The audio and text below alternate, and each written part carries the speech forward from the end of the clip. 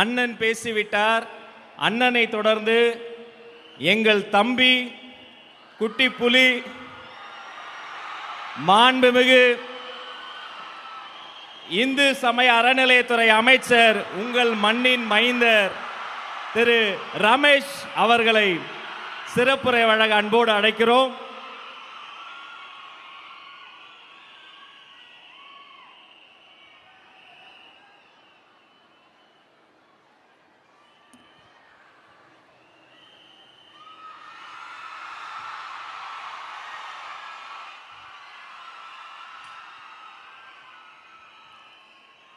அன்னை தமிழிற்கு முதல் வணக்கம்.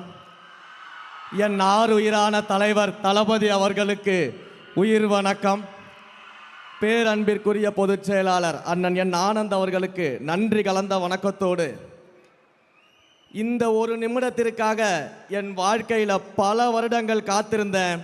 இப்படி அண்ணனை கூப்பிடணும், எப்படி கூப்பிடணும், மாண்புமிகு தமிழ்நாடு முதலமைச்சர் அண்ணன் தளபதி அவர்களே அப்படின்னு கூப்பிடுற அந்த ஒரு நொடிக்காக பல வருடங்கள் நாம் எல்லாம் தவம் இருந்தோம்.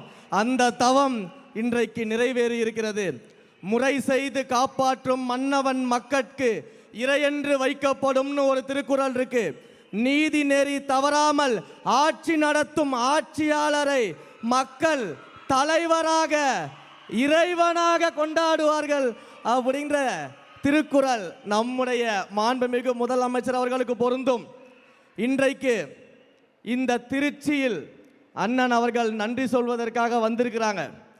இதே திருச்சியை தங்களுடைய கோட்டை கோட்டை என்று சொன்னவர்களுக்கெல்லாம் அதை வெறும் மனக்கோட்டை தான் காட்டி அதையும் உடைச்சி இந்த மலைக்கோட்டை மாநகரை தளபதியின் கோட்டையாக இன்றைக்கு நாம் மாற்றி இருக்கிறோம். சாதாரண நபர்கள் எல்லாம் வேட்பாளராக நிற்க வச்சிருக்கிறாரு.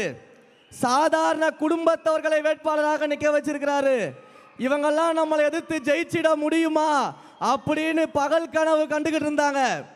ஏன், சாதாரண குடும்பத்திலிருந்து வந்த என்ன ஸ்ரீரங்கம் சட்டமன்ற தொகுதியின் வேட்பாளராக அறிவிச்சாரு.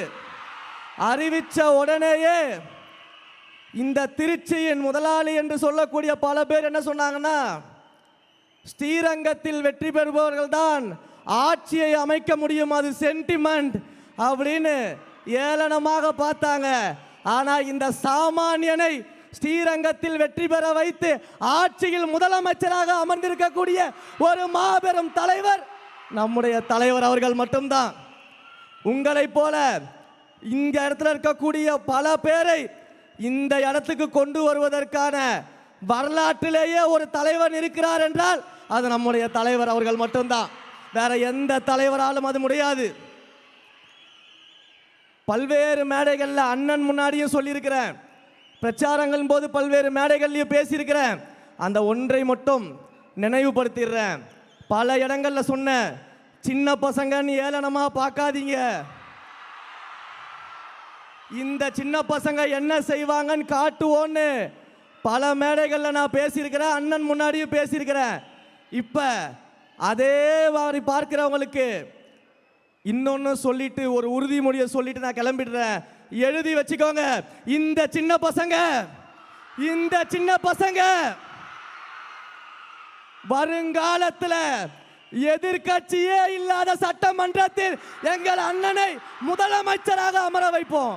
இது வருங்காலத்தின் வரலாறாக மாறும். மாண்புமிகு முதலமைச்சர் அவர்களுக்கு என்னுடைய நெஞ்சார்ந்த நன்றியை தெரிவிச்சுக்கிறேன்.